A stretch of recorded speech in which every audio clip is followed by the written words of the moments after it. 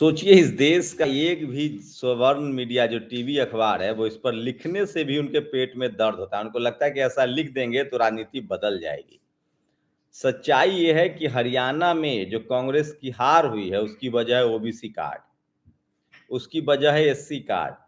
मतलब बहुजन SC OBC ने बिल्कुल हरियाणा में कांग्रेस को वोट नहीं दिया। क्यों नहीं वोट दिया मैं ये समझाऊंगा। उससे पहले आपको जम्मू कश्मीर ले चलते हैं। जम्मू कश्मीर में कांग्रेस नहीं जीती है। कांग्रेस के बस की ही नहीं है बीजेपी को हराना। बीजेपी को हरा सकता है कोई ओबीसी। जम्मू कश्मीर में नेशनल कॉन्फ्रेंस जीती है, और नेशनल कॉन्फ्रेंस इसलिए जीती है क्योंकि हम जम्मू कश्मीर में कश्मीर मुस्लिम बहुल इलाका है। आप कश्मीर में नतीजे देखेंगे तो जम्मू में खासकर बीजेपी को जो डेंट लगा है, और कश्मीर में एनसी जीती है। मतलब मुस्लिम समाज ने एक मुश्त वोट दिया है नेशनल कॉन्फ्रेंस को, और इसलिए जीती है। और कांग्रेस नहीं जीत रही है। मैं फिर कह रहा हूं, कांग्रेस के बूते की बात नहीं है हराना। कांग्रेस रीजनल पार्टियों को हरा सकती है। और वो कांग्रेसी जो कहते हैं कि बीएसपी आम आदमी पार्टी बी टीम है, तो भैया तुम्हारा बपौती तो है नहीं कि तुम ही सिर्फ पार्टी चलाओगे। और जहां ऐसा हो जाए, नियम बन जाए कि जो जहां हार जाएगा बीजेपी से वो अपनी पार्टी खत्म कर लेगा चुनाव आयोग से। मतलब इलॉजिकल होने का कोई मतलब अनिल यादव ने सही लिखा है कि आरएसएस से ज्यादा संघी कांग्रेसी है, कांग्रेस संघी ज्यादा खतरनाक है। सोचिए कि हरियाणा में सोचिए हरियाणा में बीजेपी ने ओबीसी को मुख्यमंत्री बनाया तुरंत। उसके बाद जमकर उन्होंने टिकट दिया है ओबीसी को। लेकिन हरियाणा में क्या हुआ? हरियाणा में सबको पता था कि हुड्डा परिवार से एससी ओबीसी के लोग नाराज हैं। 10 साल की जो उनकी सरकार थी, उसके बाद भी जमकर टिकट दिया गया। सिर्फ जाट वोट पर वो टिकी हुई थी। हरियाणा में जनरल कैटेगरी के वोट आते हैं, जाट समाज जनरल कैटेगरी के माने जाते हैं। मैं एक एग्जाम्पल समझाता हूं। यूपी में बीजेपी क्यों हारी 37-40 सीटें? क्योंकि वहां के ओबीसी ने उसका साथ छोड़ दिया था। खासकर जो ओबीसी कम्युनिटी है, कुशवाहा, कुर्मी, शाक, तमाम ओबीसी की जातियां हैं, वो उन्होंने साथ छोड़ दिया था। और अखिलेश यादव खुद ओबीसी से आते हैं। और कांग्रेस और मुस्लिम ओबीसी का कॉम्बिनेशन हुआ। दलित समाज ने भी बढ़ चढ़ के, चूंकि उसको बीजेपी नहीं चाहिए। हरियाणा में भी दलित समाज ने जमकर आईएनएलडी और बीएसपी को वोट दिया है। क्यों नहीं देगा? राहा साहब वोट बीजेपी को देगा क्योंकि वो हरियाणा में उसको ओबीसी सीएम से प्रॉब्लम नहीं है, उसको प्रॉब्लम हुड्डा से है। जिस तरह से हुड्डा के समय में मिर्चपुर हुआ, दलित एट्रोसिटी हुआ, ओबीसी के अधिकार छीन लिए गए। जैसे महाराष्ट्र में अब आपको, बिहार में क्या होता है, ओबीसी के दल एकजुट है। नीतीश कुमार ओबीसी हैं, तेजस्वी यादव ओबीसी हैं, वो अपनी पार्टी चला रहे हैं। तो आप बीजेपी को तभी हरा सकते हैं जब आप एससी एसटी ओबीसी को अपने साथ लेंगे। आप चाहेंगे कि सवर्ण को मुख्यमंत्री कैंडिडेट घोषित करके चुनाव जीत ले, तो ये अब किसी समय में नहीं हो सकता है। जहां राजस्थान में आपका ओबीसी सीएम कैंडिडेट था, लेकिन आपने एससी एसटी ओबीसी को जोड़ा नहीं। मध्य प्रदेश में आपका बीजेपी का ओबीसी कार्ड था, तो बीजेपी चतुराई से खेलती है। जहां जहां कांग्रेस का नेता सवर्ण है, वहां वहां बीजेपी, जैसे उड़ीसा में बीजेपी ने एसटी का मुद्दा उठाया, उड़ीसा में जीते। छत्तीसगढ़ में उन्होंने एसटी मुख्यमंत्री बनाया, चुनाव जीते। तो और वहां ये तमाम फैक्टर हैं। अब आप कहेंगे कि छत्तीसगढ़ में तो ओबीसी सीएम था, क्यों नहीं जीते? सिर्फ ओबीसी सीएम होकर आप टिकट बंटवारे में आपको एससी एसटी ओबीसी की भागीदारी नहीं देते हैं। सोचिए, जाति जनगणना का मुद्दा राहुल गांधी ने हरियाणा में छोड़ दिया।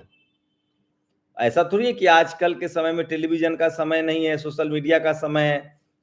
हरियाणा के ओबीसी को भी जाति जनगणना चाहिए, हरियाणा के बहुजन समाज को भी रिजर्वेशन चाहिए। हरियाणा में एससी एसटी एक्ट, एससी पर एट्रोसिटी होता है, उसका भी वो हिसाब किताब देखते हैं। तो अब भारत राज्यों का, पूरे राज्य की खबरें एक दूसरे से इंटर एक्सचेंज होती रहती है। और ये बात कोई टीवी अखबार वाला आपको नहीं बताएगा, क्योंकि उनको पता है कि ओबीसी का मुद्दा उठाएंगे तो ये फेल हो जाएंगे। तो कांग्रेस को, अब जैसे महाराष्ट्र की बात हो रही है, मैं कह रहा हूं गुजरात में आपको गैर मराठा पॉलिटिक्स करनी पड़ेगी। अब बीजेपी वहां दोनों को साधना चाहती है, शिंदे भी हैं, मराठा समाज से हैं, लेकिन वो हो सकता है उनको छोड़ दे और पंकजा मुंडे को सीएम कैंडिडेट घोषित करे। अब उसको जीत हराने के लिए, महाराष्ट्र में बीजेपी को हराने के लिए शरद पवार काफी नहीं रहेंगे। आपको किसी अगर अगर एससी मुख्यमंत्री घोषित करते हैं कांग्रेस वाले तो कुछ संभावनाएं बन सकती है।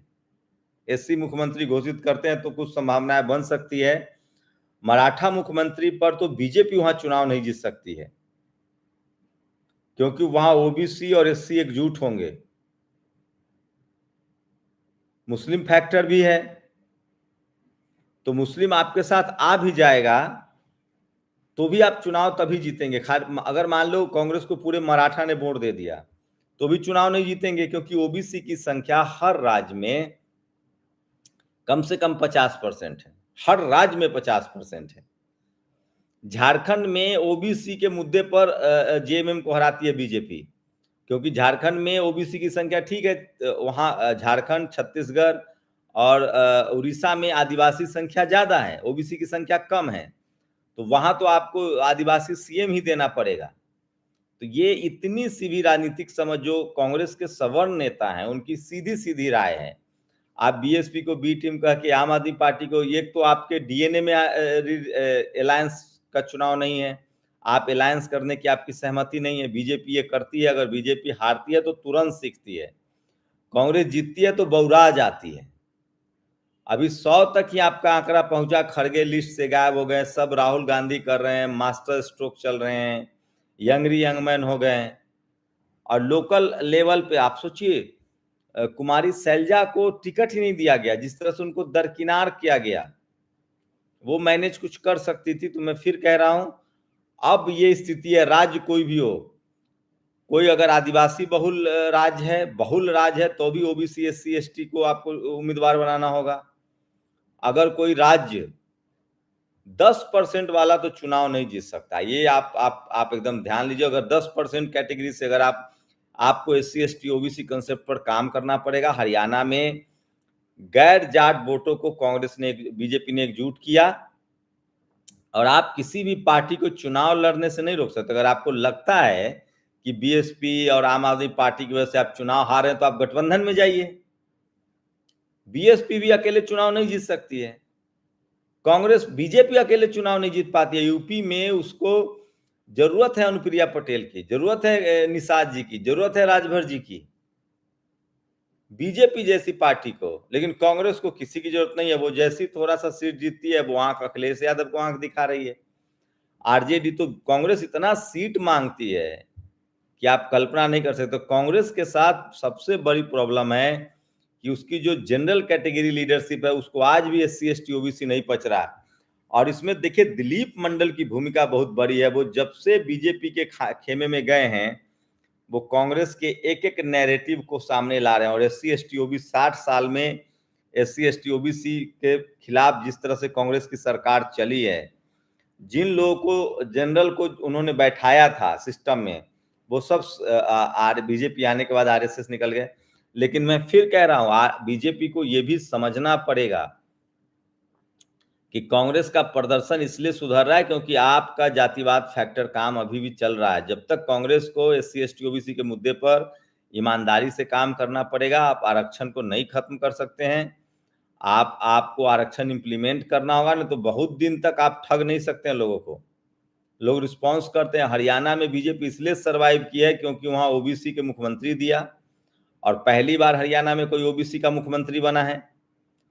चौटाला का परिवार, भजन लाल, सोचिए, या तो चौटाला का परिवार था जो जनरल कैटेगरी से आते हैं, या भजन लाल का परिवार था वो जनरल कैटेगरी से आते हैं, या हुड्डा का परिवार था वो जनरल कैटेगरी से आते हैं।